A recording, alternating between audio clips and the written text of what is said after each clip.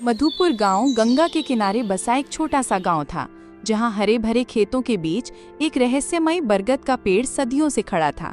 उसकी विशाल जड़ें किसी प्राचीन सर्प की तरह जमीन में गहराई तक फैली हुई थीं और उसकी मोटी घुमावदार शाखाएं आसमान को छू रही थीं, जैसे वे ब्रह्मांड के अनगिनत रहस्यों को अपने भीतर समेटे हुए हों।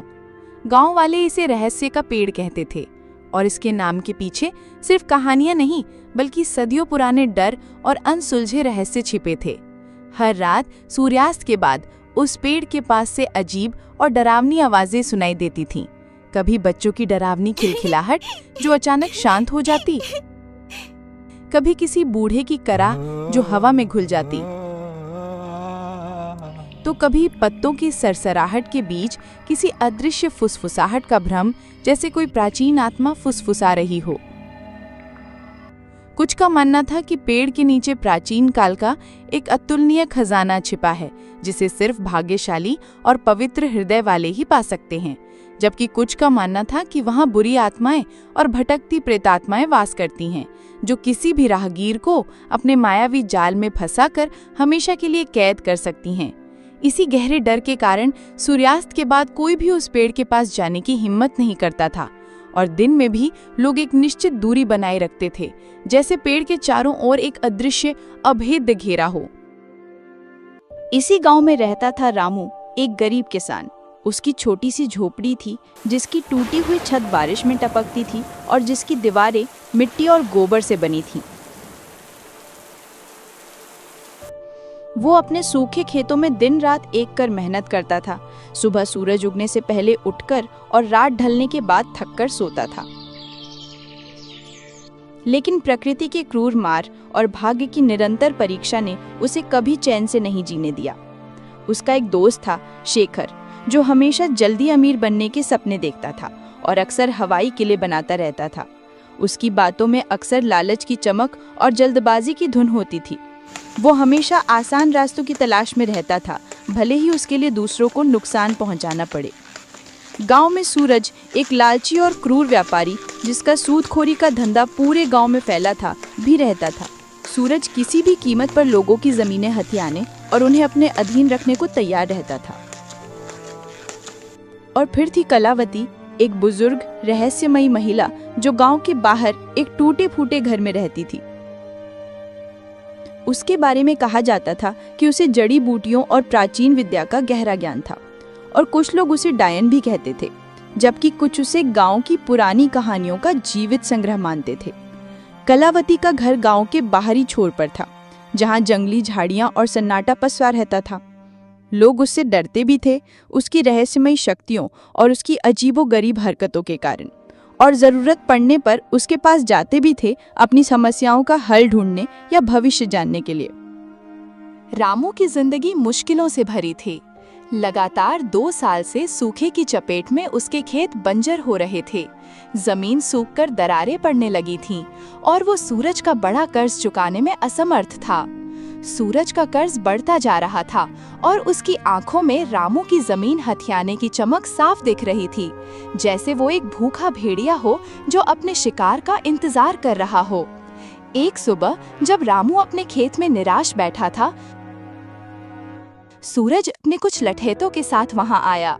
उसकी चाल में घमंड और आंखों में क्रूरता थी, जैसे वो अपने शिकार पर टूट पड़ने को तैयार हो। रामू, कब तक इस बंजर जमीन को सींचेगा? देख रहा हूं तेरी मेहनत भी अब पानी मांग रही है और तेरे हाथ की लकीरें भी सूख गई हैं। इसे मुझे बेच दे, मैं तुझे तेरी औकात से भी ज्यादा पैसे दूंगा, ताकि तू अपनी झोपड़ी तो बचा सके और अपने परिवार को 2 वक्त की रोटी खिला सके। वैसे भी तेरा खेत अब किसी काम का नहीं। सूरज, ये जमीन मेरे बाप दादा की निशानी है। मेरी रगों में उनका खून है और ये जमीन मेरी आत्मा है। ये सिर्फ मिट्टी नहीं, मेरा वजूद है। मैं इसे नहीं बेचूंगा, चाहे कितनी भी मुसीबत आए। मैं अपनी आखिरी सांस तक इसके लिए लड़ूंगा। ठीक है, लेकिन याद रख, गरीबी और भूख तुझे झुकाएगी। जब भूख नाचती है तो ज़मीर भी बिक जाता है और इंसान अपने सिद्धांतों को भी भूल जाता है। वह अपने लठैतों के साथ चला गया, लेकिन उसकी आंखों में एक अजीब सी खतरनाक चमक थी, जैसे उसने कोई बहुत बड़ी गुप्त योजना बना ली हो। रामू जानता था कि सूरज सिर्फ धमकी नहीं दे रहा था, बल्कि वह अपनी बात पर अटल था और कुछ बड़ा करने की फिराक में था।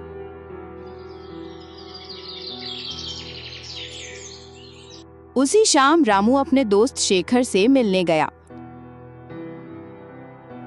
शेखर हमेशा जल्दी अमीर बनने की नई नई योजनाएं बनाता रहता था, चाहे वो गांव में चोरी छिपे जुए का अड्डा हो या जंगल से दुर्लभ जड़ी बूटियां निकालने की बात। उसकी हर बात में एक छिपी हुई स्वार्थ की गंध होती थी और वो हमेशा दूसरों का फायदा उठाने के मौके तलाशता रहता था। रामू, सुना है ना, रहस्य के पेड़ के नीचे एक पुराना खजाना छिपा है। गांव वाले सदियों से यही कहते आए हैं और मुझे लगता है कि इस बार ये सच है। मुझे एक पुराना नक्शा मिला है जिस पर कुछ अजीब प्रतीक बने हैं। अगर हम उसे ढूंढ लें तो सारी गरीबी खत्म, हम राजाओं की तरह रहेंगे। तू अपने खेत को सोने से पाट सकेगा और मैं एक बड़ा महल बनाऊंगा जिसे देखकर दुनिया हैरान रह जाएगी। शेखर, ये सब गांव वालों की बनाई कहानियां हैं, सिर्फ डरने के लिए। कौन सा खजाना? और उस पेड़ के पास तो भूत प्रेत का डर है। तूने खुद कितनी कहानियां सुनी हैं? उस पेड़ के बारे में हर कहानी खून और शाप की बात करती है। डरने की क्या बात, अंधविश्वास है सब। डरपोक लोग ही कहानियां गढ़ती हैं। हम दोनों मिलकर जांच करेंगे, पूरी रात वहीं रुकेंगे। अगर खजाना मिला तो आधा आधा बांट लेंगे, दोस्ती में कोई कमी नहीं। शेखर की बातों में रामू को हमेशा से थोड़ी चालाकी दिखती थी, लेकिन इस बार उसकी उत्सुकता कुछ ज्यादा ही थी। उसकी आवाज में एक अजीब सी जल्दबाजी थी, जैसे वो कोई मौका हाथ से जाने नहीं देना चाहता था। रामू ने शेखर की बात को मजाक में डाल दिया, लेकिन उसके मन में एक सवाल कौंध गया। क्या वाकई उस पेड़ में कोई रहस्य था और शेखर की इतनी उत्सुकता के पीछे सिर्फ दोस्ती थी या कुछ और? क्या उसने सूरज की योजना के बारे में कुछ सुन लिया था या उसके पास वाकई कोई नक्शा था? शेखर के पास कौन सा नक्शा था? क्या वो वाकई रामू का दोस्त था या उसकी अपनी कोई छिपी मंशा थी जिसे वो दोस्ती की आड़ में पूरा करना चाहता था? सूरज की चाल क्या थी? क्या वो सिर्फ जमीन चाहता था या खजाने के बारे में भी उसे कुछ पता था? क्या शेखर ने सूरज की बात सुन ली थी और वो पहले खजाना पाना चाहता था? अगले दिन गांव में एक अजीब सी अफवाह फैली। कहा गया कि कलावती, वो बुजुर्ग रहस्यमयी महिला जिसने कई दशकों से गांव से दूरी बना रखी थी, ने रहस्य के पेड़ के बारे में कुछ देखा था। एक सपना, एक दर्शन या शायद कोई प्राचीन भविष्यवाणी जो सदियों से छिपी थी। रामू और शेखर दोनों ही उत्सुकता से भरे उसके घर गए। कलावती का घर गांव के एक कोने में था, जहां सन्नाटा पसरा रहता था और चारों ओर सूखी जड़ी बूटियों की तेज अजीब सी गंध फैली हुई थी। उसके घर की दीवारों पर अजीबोगरीब नक्शे खुदे थे, जिनमें पुराने प्रतीकों और तारों की चाल का जिक्र था, और कोने में ताड़ के पत्ते पर लिखी जीर्ण शीर्ण पोथियां और प्राचीन किताबें बिखरी पड़ी थीं। हर चीज रहस्यमयी और पुरानी लग रही थी, जैसे वो किसी और समय से जुड़ी हो। रामू, शेखर, मैंने सपने में देखा है। उस बरगद के नीचे एक प्राचीन खजाना है जो केवल सच्चे दिल वाला पा सकता है। लेकिन सावधान, उस पेड़ की रक्षा एक बहुत पुरानी, शक्तिशाली अदृश्य शक्ति करती है। वो शक्ति हर उस व्यक्ति पर कहर ढाती है जिसकी नीयत में खोट हो, जो लालच से भरा हो। उसके लिए पेड़ एक भयानक जाल बन जाता है जहां से कोई वापस नहीं लौटता। कलावती माँ, हमें वो खजाना चाहिए। बताओ क्या करना होगा? हम कुछ भी करेंगे। मैं अपनी जान भी दांव पर लगाने को तैयार हूँ। मुझे वो नक्शा मिला है, क्या वो सच है? कलावती ने एक पुरानी जीर्ण शीर्ण किताब निकाली, जिसके पन्ने पीले पड़ चुके थे और उन पर अजीब सी भाषा में कुछ लिखा था जिसे कोई नहीं पढ़ सकता था। इस किताब में लिखा है कि खजाने को पाने के लिए 3 चीजें चाहिए: साहस, विश्वास और बलिदान। लेकिन रास्ता धोखे और मायाजाल से भरा है। हर कदम पर परीक्षा होगी, हर मोड़ पर जाल बिछे होंगे जो तुम्हारी आत्मा को परखेंगे। उसने एक पन्ना दिखाया जिस पर एक जटिल प्रतीक बना हुआ था, जो शेखर के नक्शे पर बने प्रतीक जैसा ही था। ये प्रतीक हमें सही रास्ता दिखाएगा, लेकिन इसे समझना आसान नहीं। ये सिर्फ उन्हीं के लिए है जो इसे समझने के योग्य हैं। जो इस प्रतीक को समझेगा वही पहला कदम उठा पाएगा। उसने फिर वो पन्ना छिपा लिया। रामू को कलावती की बातों पर पूरी तरह यकीन नहीं हुआ। उसे लगा कि कलावती कोई खेल खेल रही है या उसे भ्रमित कर रही है। उसने पूछा, कलावती माँ, तुम्हें ये सब कैसे पता? क्या तुम हमें बेवकूफ बना रही हो या तुम हमें अपने किसी जाल में फंसाना चाहती हो? ये सिर्फ कहानियां हैं या कुछ और? रामू, सच्चाई को जानने के लिए साहस चाहिए और मुझ पर विश्वास करने के लिए भी। अगर तुम तैयार हो और तुम्हारी नीयत साफ है तो आज रात हम पेड़ के पास जाएंगे। वहां तुम्हें पहला संकेत मिलेगा, एक ऐसा संकेत जो तुम्हें बताएगा कि तुम सही रास्ते पर हो या नहीं, और तुम्हारे सामने पहली पहेली आएगी। कलावती ने फिर से उस पन्ने पर हाथ रखा जिस पर प्रतीक बना था, और एक पल के लिए उसकी आंखों में एक अजीब सी चमक आई, जैसे वो कोई गहरा रहस्य छिपा रही हो या वो खुद उस रहस्य का हिस्सा हो। रामू को लगा कि उसने कुछ और भी छिपाया है, कुछ ऐसा जो इस कहानी को पूरी तरह बदल सकता है। क्या कलावती शेखर के नक्शे के बारे में जानती थी? कलावती की बातों में कितनी सच्चाई थी? क्या वो वाकई खजाना ढूंढने में मदद करना चाहती थी या उसका कोई और मकसद था? क्या वो कोई रहस्य छिपा रही थी, और अगर हाँ तो क्यों? क्या वो इस खजाने के बारे में पहले से जानती थी या वो इस पेड़ से जुड़ी किसी प्राचीन परंपरा का हिस्सा थी? शेखर का नक्शा कितना सही था? रामू, शेखर और कलावती ने रात को पेड़ के पास जाने की योजना बनाई। सूरज को इसकी भनक लग गई क्योंकि उसके जासूस पूरे गांव में फैले हुए थे जो उसे हर छोटी बड़ी खबर देते थे। वह चुपके से उनके पीछे चल दिया।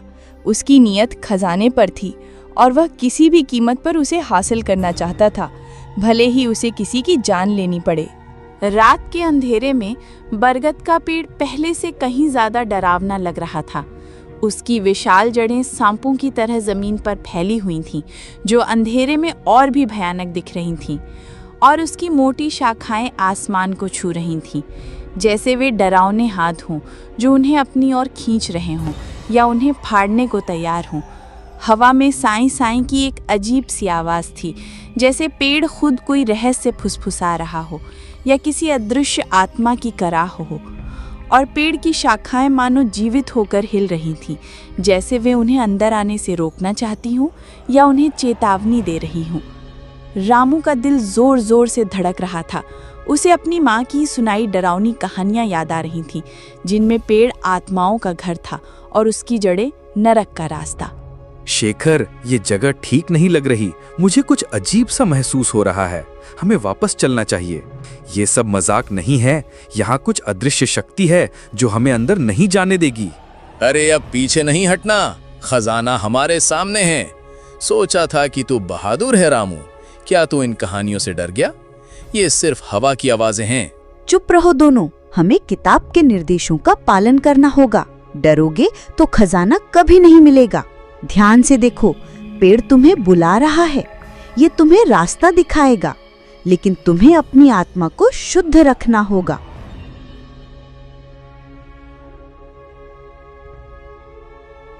कलावती ने अपनी जीर्ण शीर्ण किताब खोली और एक पुराना जटिल मंत्र पढ़ा, जिसकी भाषा किसी को समझ नहीं आ रही थी, लेकिन उसकी गूंज दिल को कंपा रही थी।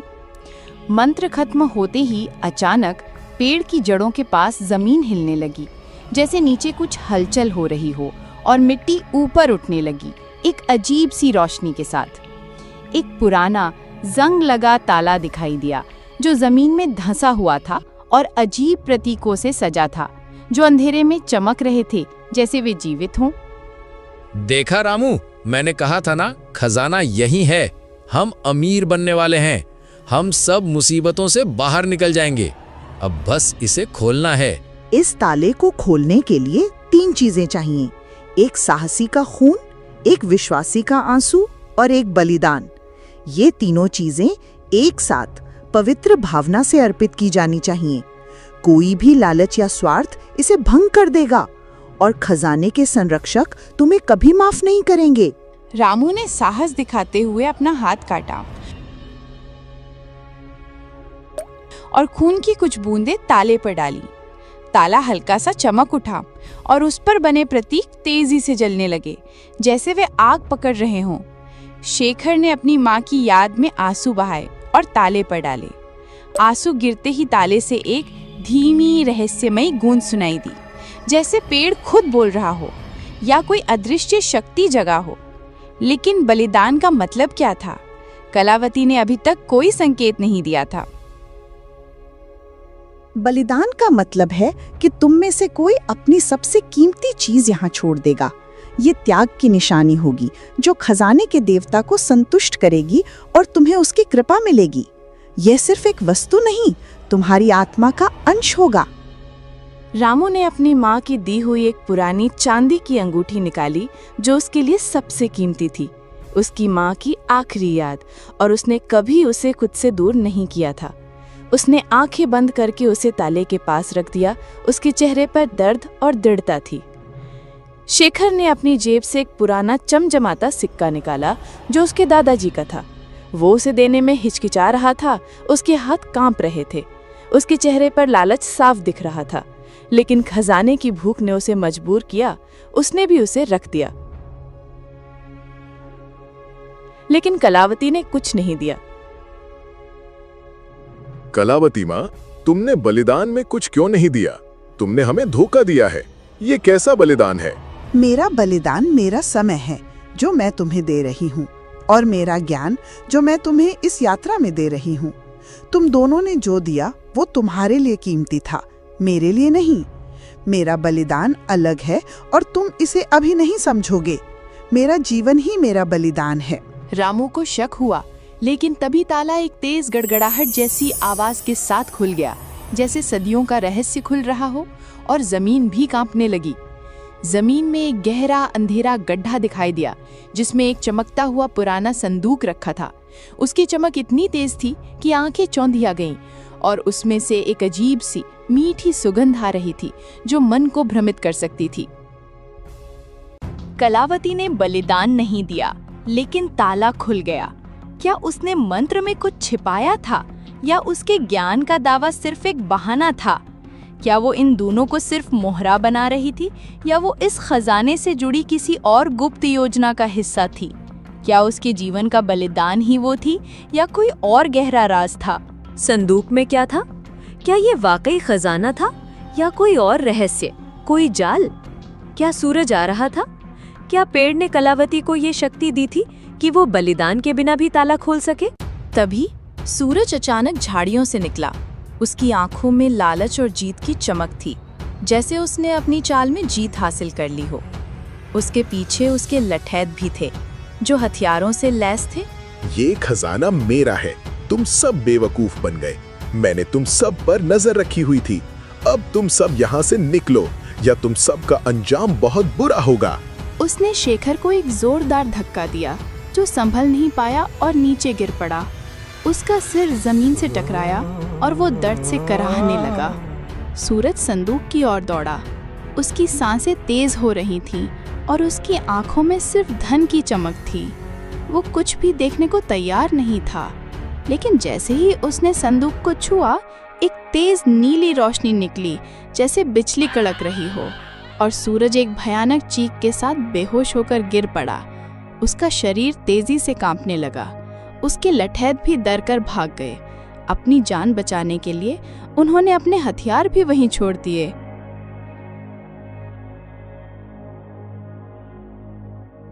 ये क्या हुआ?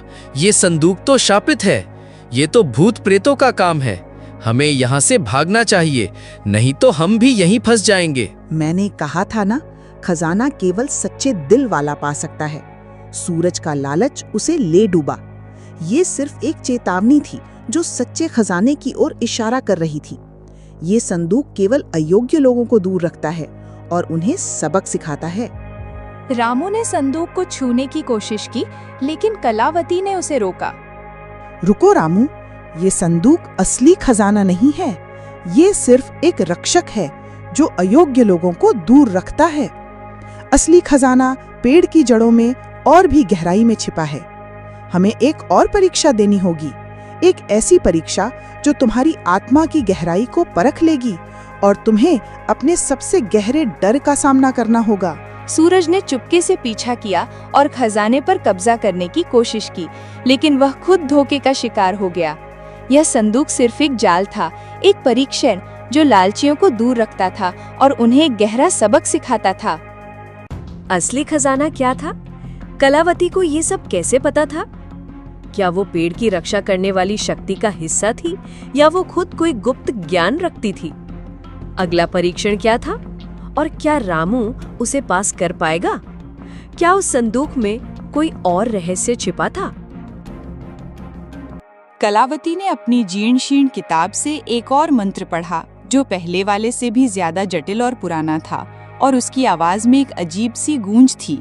मंत्र खत्म होते ही पेड़ की जड़ों से एक छोटा सा चमकीला पौधा निकला जिसके फूल सुनहरे थे और उनसे एक दिव्य मनमोहक सुगंध आ रही थी जो मन को शांत कर रही थी। ये फूल सामान्य फूलों से बिल्कुल अलग थे।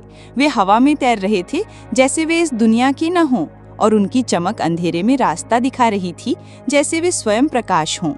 ये फूल अमर हैं। इन्हें बेचकर तुम अपनी गरीबी खत्म कर सकते हो, लेकिन केवल वही इन्हें ले सकता है जिसका दिल साफ हो और जिसमें कोई लालच ना हो। जो इन्हें लालच से छुएगा वो इन्हें खो देगा और उसे कभी सुख नहीं मिलेगा, बल्कि उसे भयानक परिणाम भुगतने पड़ेंगे। रामू ने एक फूल उठाया और उसे शांति और खुशी महसूस हुई। फूल उसके हाथ में चमकने लगा और उसकी चमक रामू के चेहरे पर एक अजीब सी रोशनी ला रही थी, जैसे वह स्वयं प्रकाशित हो गया हो। शेखर ने भी एक फूल लिया, लेकिन उसका फूल उसके हाथ में आते ही मुरझा गया और फिर धूल में बदल गया। शेखर के चेहरे पर निराशा और क्रोध साफ दिख रहा था और उसकी आंखों में भयानक दर्द था। ये क्या हुआ? मेरा फूल क्यों मुरझा गया? कलावती माँ, तूने मुझसे झूठ कहा है। तू हमें बेवकूफ बना रही है। लालच और धोखा तुम्हें कभी सुख नहीं देगा शेखर। ये फूल केवल उन्हीं के लिए हैं जो निस्वार्थ हैं और जिनकी आत्मा शुद्ध है। तुम्हारी आत्मा में लालच भरा है, इसलिए ये फूल तुम्हें स्वीकार नहीं करते, बल्कि तुम्हें अस्वीकार करते हैं। कलावती माँ, तुम्हें ये सब कैसे पता? और तुमने बलिदान क्यों नहीं दिया? तुम कौन हो? क्या तुम इस पेड़ की रखवाली करती हो? रामू, मैंने तुम्हें रास्ता दिखाया। मेरा बलिदान मेरी सच्चाई थी। मेरा विश्वास था कि तुम इसे ढूंढ सकते हो, और तुम में वो सच्चाई थी। मैं इस पेड़ की संरक्षक नहीं हूँ, लेकिन मैं उन प्राचीन ज्ञान की रखवाली करती हूँ जो इस खजाने तक पहुँचाते हैं। मेरे पूर्वज इस पेड़ और इसके रहस्य के बारे में जानते थे, और उन्होंने ये ज्ञान पीढ़ी दर पीढ़ी सौंपा है। मैं इस ज्ञान की अंतिम कड़ी हूँ। उसकी आंखों में एक चमक थी, जैसे वो कुछ और भी छिपा रही हो, कोई गहरा रहस्य जो रामू अभी नहीं समझ सकता था, लेकिन जिसे जानने का समय आ गया था। कलावती ने असली खजाने का रहस्य पहले ही जान लिया था, लेकिन उसने रामू और शेखर को सिर्फ आधा सच बताया। क्या वो अपनी पहचान छिपा रही थी? क्या वो इस ज्ञान का उपयोग किसी और उद्देश्य के लिए कर रही थी, या वो इस खजाने से जुड़ी किसी और बड़ी शक्ति का हिस्सा थी? क्या वो कोई प्राचीन रहस्यमयी समाज से संबंध रखती थी जिसकी जिम्मेदारी इस खजाने की रक्षा करना थी? शेखर को गुस्सा आ गया। उसने सोचा कि कलावती उसे बेवकूफ बना रही है और वह अकेला ही सारे फूल हड़पना चाहती है। उसने रामू से कहा, रामू, ये कलावती माँ हमें बेवकूफ बना रही है। सारा खजाना वो खुद लेना चाहती है। ये सब उसका नाटक है। हमें यहाँ से भागना चाहिए। शेखर ने कलावती पर हमला करने की कोशिश की। उसकी आंखों में गुस्सा और लालच साफ दिख रहा था। वो तलवार की तरह कलावती की ओर लपका, लेकिन तभी पेड़ की शाखाएं तेजी से हिलने लगी और एक अजीब सी डरावनी आवाज गूंजी, जैसे पेड़ खुद बोल रहा हो या किसी अदृश्य शक्ति ने आवाज दी हो जो शेखर को चेतावनी दे रही थी। शेखर डर के मारे पीछे हट गया। उसका शरीर कांप रहा था और उसके हाथों से तलवार छूट गई, जैसे वो जल रही हो। शेखर, तू मेरा दोस्त है, फिर भी तुझ में इतना लालच है। कलावती माँ सही कह रही है, खजाना सच्चाई का है, लालच का नहीं।